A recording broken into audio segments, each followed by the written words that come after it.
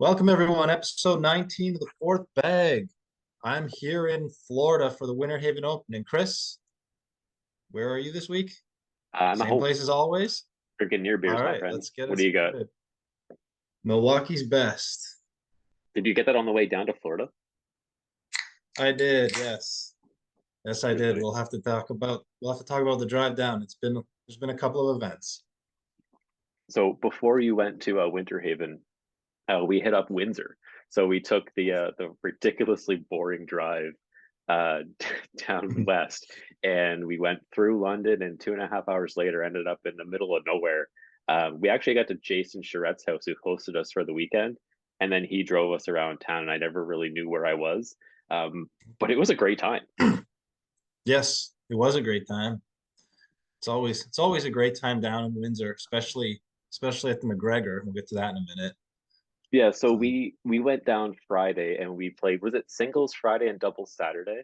yes. So I was in competitive and I only lost three matches and they were all to the same guy. Oh, What was Dan's what was his name? Let me gosh, just open I it up for a second. can't Uh remember the guy's name. Player set Dan Bolu. He Oh, threw an okay. 8.11 and I was in second place with a 6.9. So Dan was above the rest of us. Like he had a solid showing. Um, but kudos to him. When we finished, he actually asked me for the Amazon link to my slippers. So I thought that was kind of cool. So I was wearing slippers the whole week while I was tossing. I find that with the winter weather, I don't want to have like my outdoor shoes on a cornhole court. So I invested in a $15 pair of slippers. I'll link the description below when I post this with a link to my slippers. I've been made fun of for being an old man. But honestly, they're very comfortable. What do you throw in when you're playing in the winter? In the I throw in regular walking shoes. But do you bring extra shoes or are those the ones you wear to the games? I don't bring extra shoes. I usually just Dry them off? play in what I wear. I don't bring special shoes. They're comfortable enough. I can just use them. I think Brandon Brown actually was the one who inspired me to wear slippers to events. I saw him once at a Brampton Regional wearing slippers, and I was like, he knows what he's doing. I'm gonna be Brandon Brown and wear slippers. So, Well, anyways, I'm thinking maybe I'm going to be Brandon Brown and drink that way. I might need to. I might need to just to tolerate the ACL events some of these times. we'll get to that in a minute. But how did you do in singles on Friday night? Friday I I I, I played know I because I played streamed it, so I watched all your games. no, I played well on Friday. Got every game I played pretty well. I finished second. It just wasn't quite good enough to beat Tim, but I buzzed through the loser bracket. I beat Clink Senior, I beat Jamie Cowan, I beat John George, and I beat them all handily. I played really well in those games, and then in the final against Tim, I threw great. I was averaging 10 through 9 rounds. I was down 10-0, and then I started blocking, got back in the game, but couldn't quite pull it off.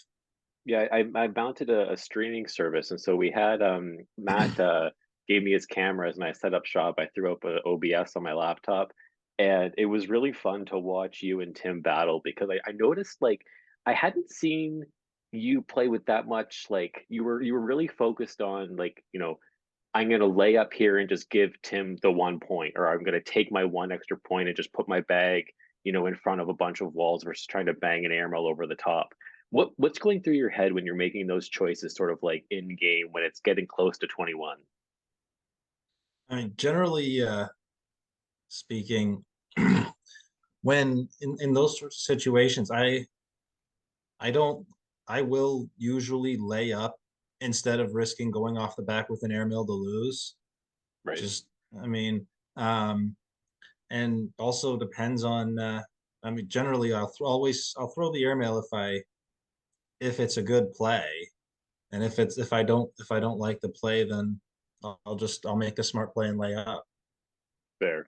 So in doubles the next day, I was partnered with Jamie Cowan, and with Jamie on the other side of the board, I found myself just thinking like he's probably going to carry me. So if I have a shot to bang an airmail, I'll just bang airmails all morning. And honestly, I think I might have been like 1 out of 4. But every once in a while, it feels good to hit that shot. And I was treating this regional as like my first competitive tournament back, and I want to see if I can make those shots. What are your thoughts? Like, how did you and Tim do? I think you guys just zoomed through the whole competition on Saturday morning, eh? I wouldn't say we zoomed through it. I mean, and we played, we got through, we zoomed through to the finals, but then in the finals we got a tough challenge from um, Sam Aliu and Michael Klink Jr. They took the first game off us, and then the second game it wasn't tight like, but they I think they got 13 or something like that. So they it was competitive, Right. right? So um, so yeah, I mean, but I think that's now like the third or fourth tournament in a row that Tim and I have won. But yeah, actually, we had a tougher time here at this tournament than we did when we went to Cannington. What And was Kennington? That was a regional or conference? Cannington was a regional. Like now, I mean, there we got fortunate when we played Dunlop and McNutt that they had an off game and we beat them like 29-2 or something. But yeah, I mean, and I think the best anybody got on us there was like 13. And what was the Um, payouts like in Windsor? What did you take home for first? for we only took home $50, Tim and I each. Yeah. Yeah, not very In good. in doubles for we managed the B bracket, and I think I took like 30 or 35 bucks. And honestly, I wasn't there for the money. I was there for a good time and to practice this whole stream thing. I Mhm. got this child size portion t-shirt on. It wasn't a child size portion of streaming, because then we went to McGregor and they were like, "Hey, can you throw your stream on here too?" So I was like basically streaming the entire day. And we stopped for, where did we go for lunch? It was delicious. What was it called? We went to lunch at The the, salty dog, so surf and turf the salty tacos dog. at the Salty Yeah, Dog the was surf and turf apps. tacos. Like, I think our entire side of the table ordered these things. They were delicious. Like, honestly, if I go back to Windsor, I'll be getting those. And I didn't have a car, and I just jumped in a truck with the three other people that had an empty seat, Mhm. and talked to them the whole way. Like, the hospitality in Windsor was like totally top shelf. Oh, Windsor is phenomenal. I mean, there's a lot said about how the cornhole community is like one big family, and I don't really buy that, but the Windsor cornhole community is one big family, and really that they're linked through softball. A lot everybody plays softball or slow pitch, so pretty much everybody kind of knows a lot of different people, and not everybody, but everybody knows a bunch of people, and now I guess they all know each other. And yeah, and I mean it's such a great group. I mean, there's Jay Clapp, I think was the guy that drove you, right? They and yeah, I mean Sam and Charette and and no, there's John George. Guy with I two mean, first names, never trust him. Apparently, I think he brought pro snipers to Windsor. Now everybody's throwing pro snipers. You still have your 2023 red ones, right? yeah, the orange, yeah.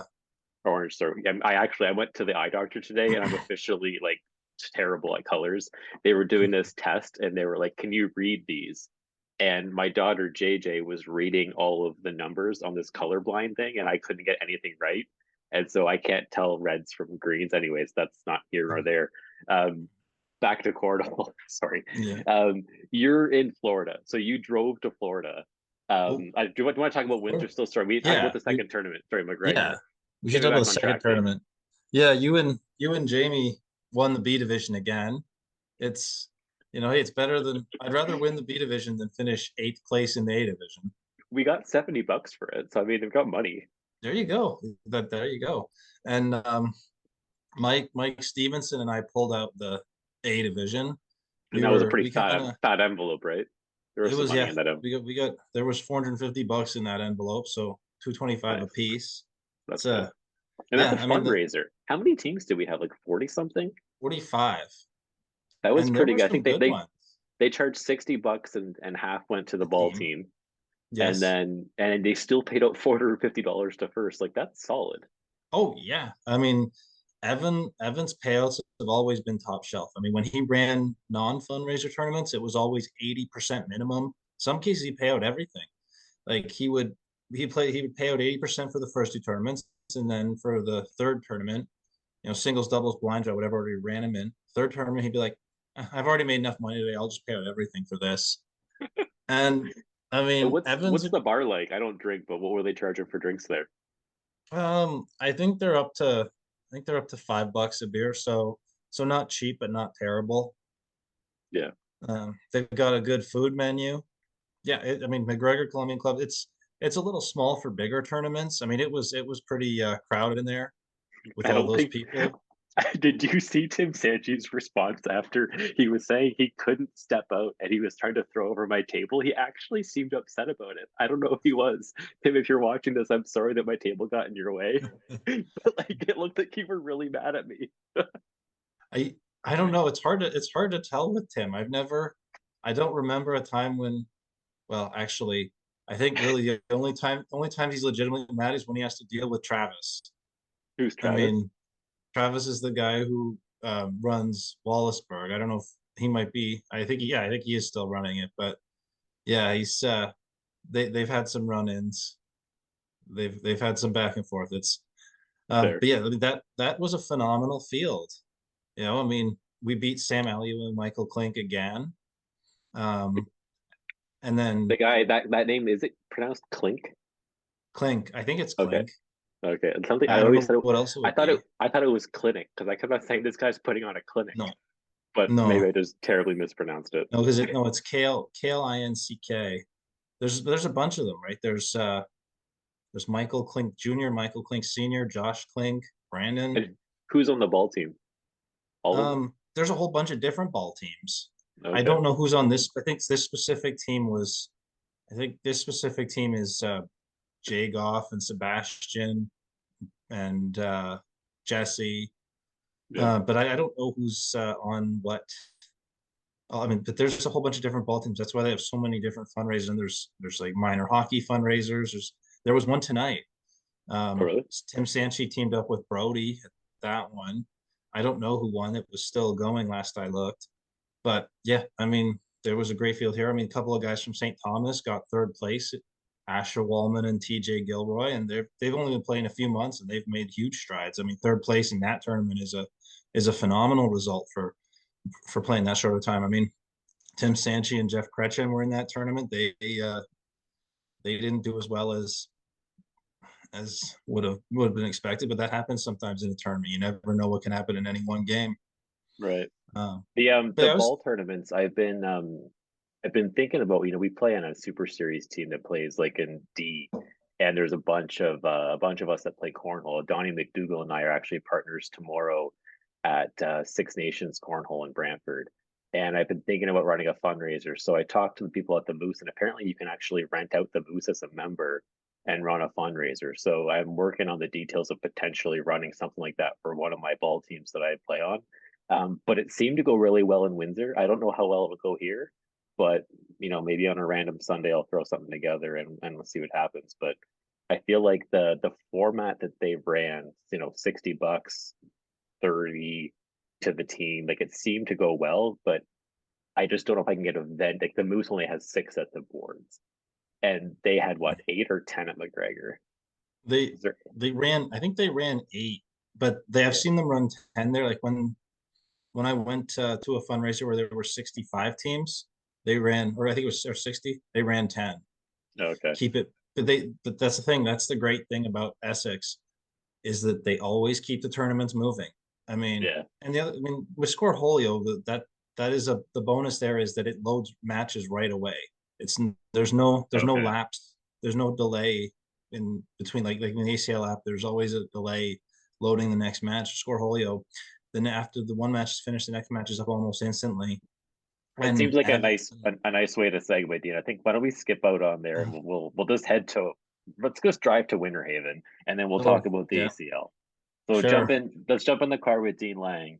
And it's a what did you say? It was a 17 or 19-hour drive. How long did it take to get down there? I'm not sure how much time I was actually driving for. If you took a straight shot down I-75, you could probably do it in 17 hours. But I didn't quite go straight. I mean, first stop I made was in Luna Pier, Michigan at Beef Jerky Unlimited. Got uh Just got about some beef beef jerky? jerky there. What's that? Just Well, about beef it's the jerky? Baskin Robbins of beef jerky. They got, I don't know how many flavors, but it's a lot of flavors. And yeah, I mean it's only like 40 miles from the border. Definitely a place that I like to go to when I can. And is that your Uh, go-to snack while you're driving? mm, I mean, it's up there. It's an easy one to eat. Did you You stop for don't. gas and add to Mercy's Playground on the way? Yes, I did. Nice. Marcy's Love it. playground has will be fortified when I get home.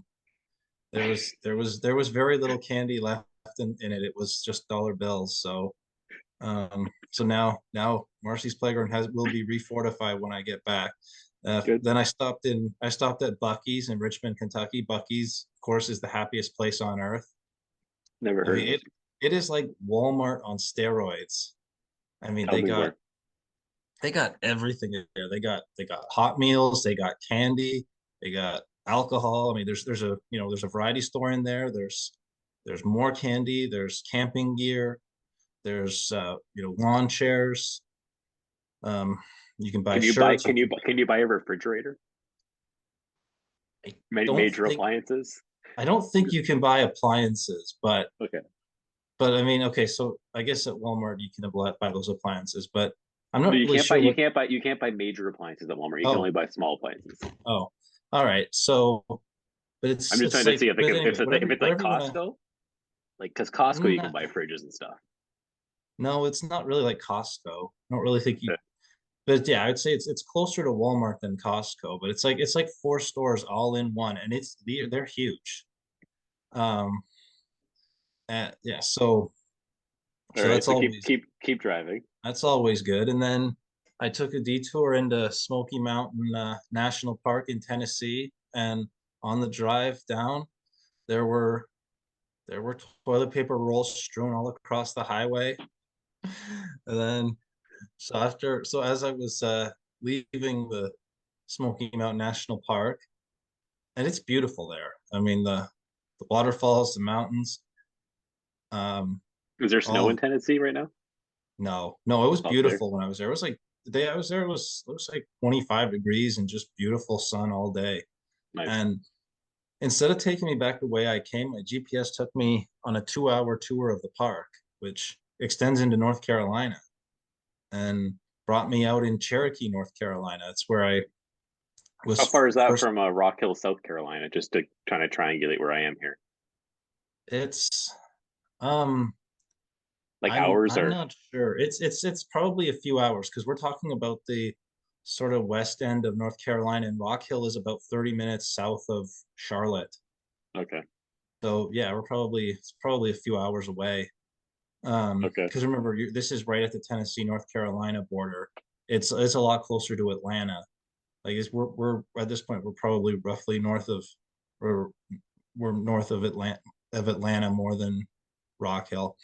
Um, so it took me on an extra 2-hour tour of the park, and but I mean it's beautiful scenery. But by the time I was done, I was like, I just want to get to the highway and get a. I don't what's going on here, and got brought me out in Cherokee, which is the site of the first ACL World Championships.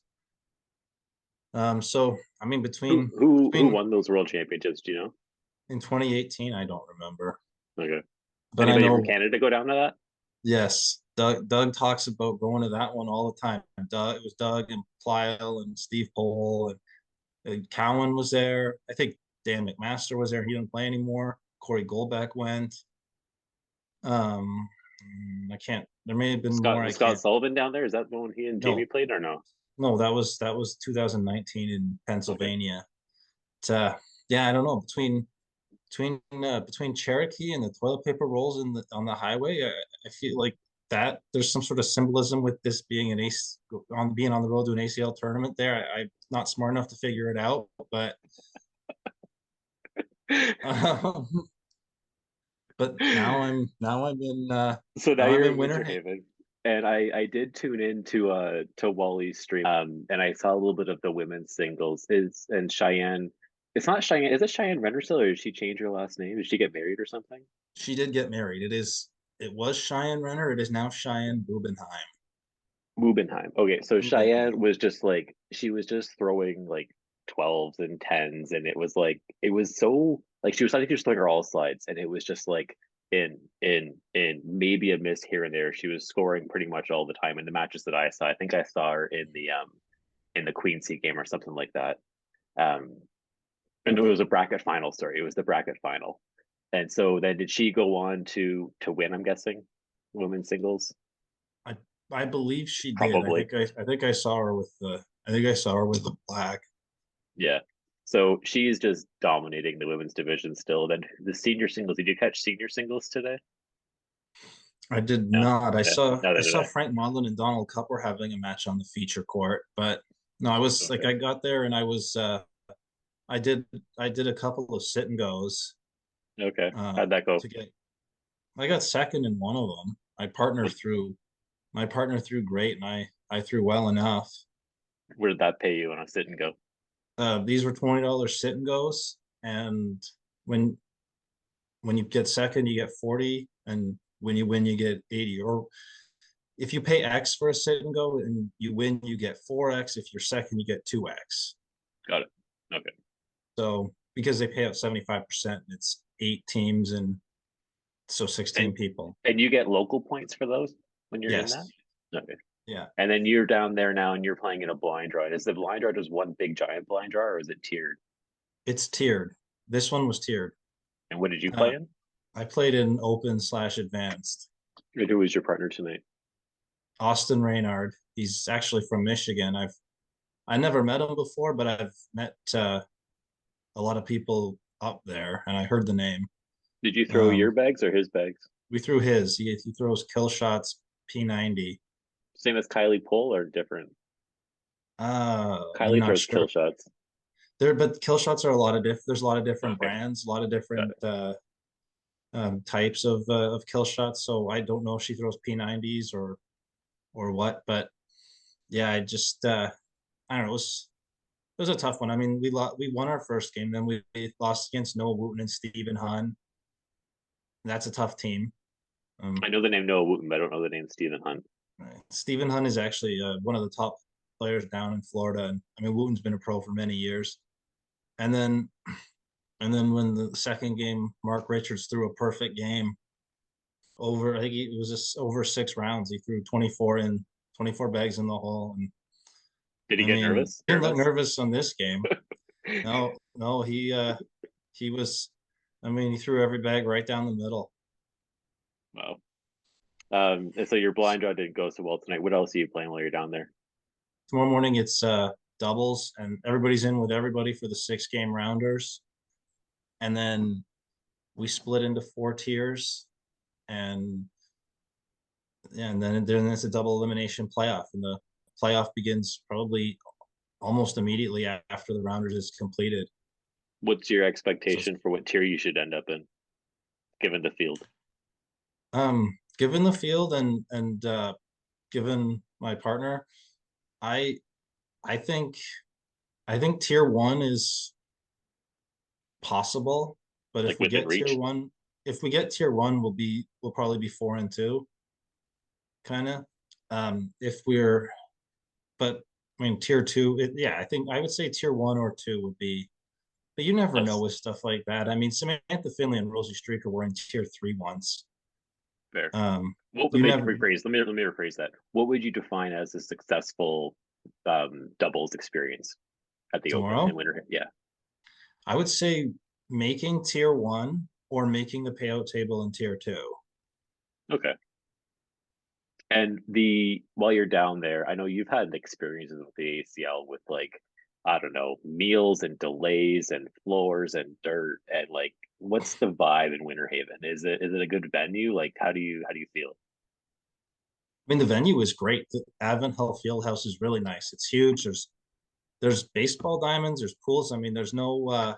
It gets a whole facility, and I mean the venue itself is beautiful. There's no chalk on the floors. There's no dirt. I mean, uh, I mean, there are restaurants nearby. Like within a half a mile, there's a Chick-fil-A and an Applebee's and a Taco Bell um You just like and touched my heart. I love all of those. mhm. I could And I I could mean have one of there's each of those each day.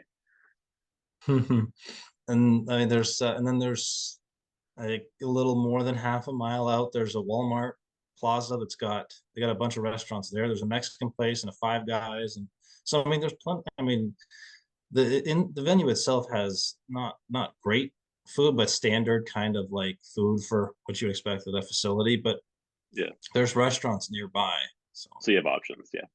yeah, All right. The Super Bowl was a little bit ago, and I had picked the Eagles. And who did you pick? Eagles? I think it was Eagles, yeah. right? I had the Yeah. Eagles. Yeah, So at one point it was 35-27 for Kansas City. It was 9:52 p.m. 5 minutes left in the game, 5 minutes 23 seconds. And I messaged Jamie Cowan and I was like, Jamie, if the score ends right here, I win a grand in squares. And he was like, before he replied 30 seconds later, he's like, you were saying as Kansas City gets the touchdown, and I was just, or sorry, as the Eagles get the touchdown, it was one of those classic push the quarterback up the middle, and Jalen Hurts got his like 15th touchdown or third touchdown of the day, which made it 35-35. And then my brother actually ended up winning squares. But I had placed a bet that both teams would get a touchdown and a field goal in the second half. It was like a halftime promotional bet that they boosted, and that game-winning field goal cashed that bet for like $100, which cut me square. So, anyways, my Super Bowl ended up pretty much even. How did your Super Bowl go from a betting perspective, kind of on the side? yeah. I would say about pretty much even. I mean, I had the uh, I had the Eagles on the. I think they were -1, but then I I had the Eagles as the last leg of a parlay. So I hedged the Chiefs at +3.5. So I mean, so I ended up only losing a little bit on that, and then I won a little bit on the props. So yeah, about even. Who did Paige Spearneck pick for the Super Bowl? I don't remember who She, she picked. but she makes you I smile. I don't. Of course, I mean, of course, she's one of the best looking women in sports. I mean, I don't know what she was doing with football. I know that she was definitely backing Tiger Woods in his I tampon prank on JT. Sorry, is Tiger back playing golf? Tiger came back last week at the Genesis Invitational. Did he do well? He made the cut on the number, and he was plus money to make the cut in this tournament. Okay, and you bet on that? No, No, fair. I would have bet if I'd known, just because I'm a homer, kind of betting on Tiger for fun. yeah, I didn't know he was even playing golf, to be honest. I thought he was done. yeah, I mean he's only playing sporadically now, but we'll see if he can actually stay healthy enough to get a full schedule in. But on the driving range, he did outdrive Justin Thomas and handed him a tampon. Um, yeah, Okay, so two things. Who's Justin Thomas? Because I don't know that name. And why is he passing him a tampon? Justin Thomas he's a top golfer. He's won a couple of majors.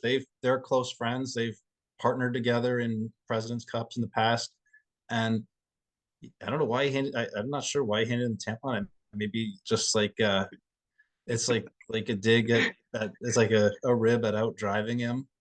There was some backlash from some of the feminist groups, but Paige Spearneck was in Tiger's corner on that one. Speaking of another goat, we're gonna lose a goat in football, and I think Tom Brady's gonna make $1 billion for Fox. Do you know his details of his contract when he's I, retiring? I've heard he's getting 375 million over 10 years, which is more than he made in his entire playing career just to What is announce the game. as a comparison? What does Romo make? I don't know Romo's salary off the top of my head, but Okay, I'm sure it's up there. like these guys are making like sorry, 375 million over That's 10 years. that's what I've heard as an announcer. Yeah, to add to all the money he made from endorsements and from his playing career. I read an article that Greg Olson, who by the way I think is doing a phenomenal job, is now going to be the tier two guy at Fox, and so he's going to take a pay cut because Tom Brady's basically like in the A team, and now Olson's in the B team, which is too bad for Greg Olson. But anyways, Yeah, um, that's a tough break. I was watching the NFL honors, and Kirk Cousins did a bit. And as you know, Kelly Clarkson hosted in her Dallas Cowboys '88 finest, And Kirk Cousins comes on stage, and Kelly Clarkson's like, "Wow, Kirk Cousins can actually sing," because Kirk Cousins is like, basically doing a parody on "Since You've Been Gone" with Tom Brady, and then Clarkson goes on and starts to like belt it out. And anyways, it was a good thing. Check it out on YouTube. The other thing starting up, we got about 5 minutes left here, Dean. Survivor starts next Wednesday, and it's like one of my favorite shows. And there is an NFL connection because there's an NFL player which you looked up the name. What's the guy's name? Brandon Remember? Codum or And he played. Brandon Codum or Codum. Who did I he had play never for? heard the name before. He played for the Seahawks, but I don't think he ever really accomplished much. I Yeah. hadn't heard of him. The I watched the premiere or the preview of the premiere, and apparently like a lot happened. So I'm a huge Survivor fan. You're more of a football Survivor fan, and you were cashing your check for how much again? That pool was 4,200 US, Yeah. which So was all right. you stick to NFL Survivor, and I'll stick to like global Survivor, like global TV. Yeah, I'm not really a fan of those sort of Reality reality shows. shows. Now, to Yeah. be fair, Don't you if a watch guy wrestling, Dean? that's a little different, but I don't watch wrestling week to week anymore. I watched it Um, actually last week. I watched Edge because I saw that he was back, and I was like, "Isn't Edge like 100 years old?" Because like the guy looks old.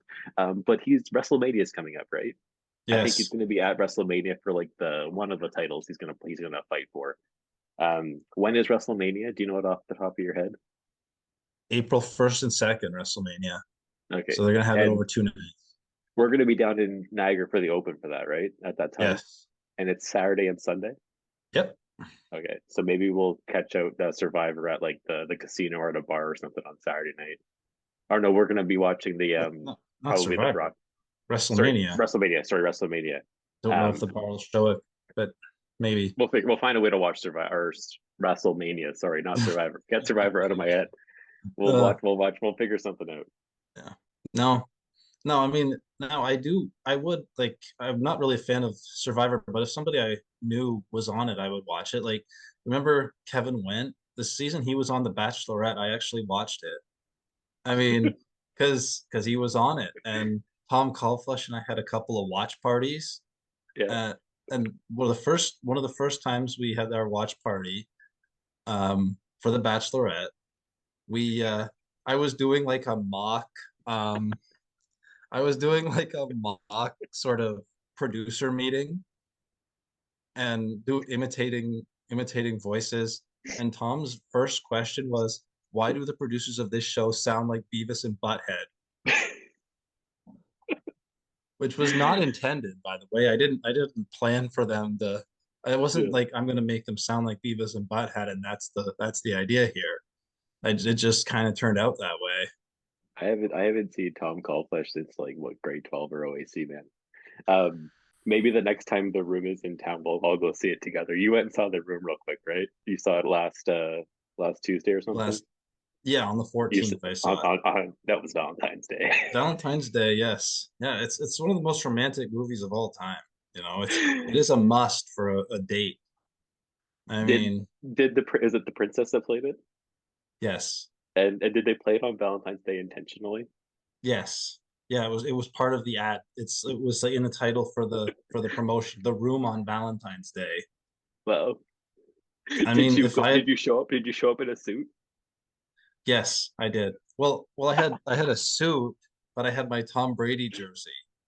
Okay. So like so I my Did you standard throw the room football? Yeah, you did my your thing. standard room suit is a football jersey instead of a dress shirt.